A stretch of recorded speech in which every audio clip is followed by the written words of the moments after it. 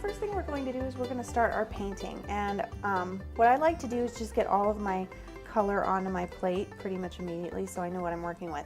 And what sometimes makes it easier, especially if you're working with a wide variety of colors, dark colors even, that maybe you won't be able to recognize what they are once they're on the plate, I like to just go in order kind of from lightest to darkest. And it just makes it a little bit easier for me to remember where I put things. But the great thing about this particular pattern is even if you get some of your colors mixed up, that's okay. It's camouflage. They're supposed to all kind of blend together. Now this particular pattern, I know I referenced Realtree, but it's just it's essentially a more realistic camouflage. Sometimes you can see kind of leaf or reed patterns in it. And we're going to be trying to do that, not as realistic, of course, as the pattern itself, but a close approximation. So all I'm going to do is I'm going to start by just getting my brushes wet. And just like we do with everything else, I really am going to start with my lightest color first and kind of build from there. So I'm going to pick up some of my yellow. Now I don't really want this really, really bright lurid yellow, so I'm going to pick up a little bit of my green.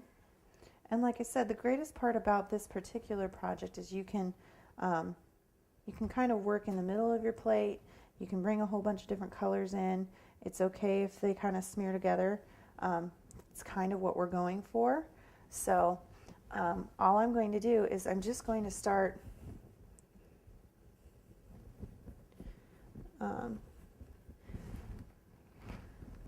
just with this long kind of swooping motion, and notice I'm actually starting near the bottom of my tier and kind of moving up.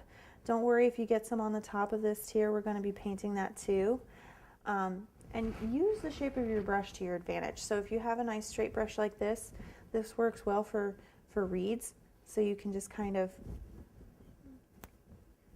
you know, start from the bottom and sweep it up. Now we are going to be putting some ribbons across the bottom, so don't worry if you don't get your strokes all the way to the bottom. Make sure that you're getting different shapes and sizes. If you want to do some texturing, you can.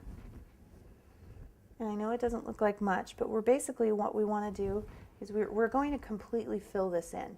So if you want to go back, especially with this lighter color, add a little bit more water to it, and it's really going to kind of water it down. You want to kind of think along the terms of watercolors. If anybody's ever used watercolors for painting, you want to use a small amount of color as your base coat before you do anything else.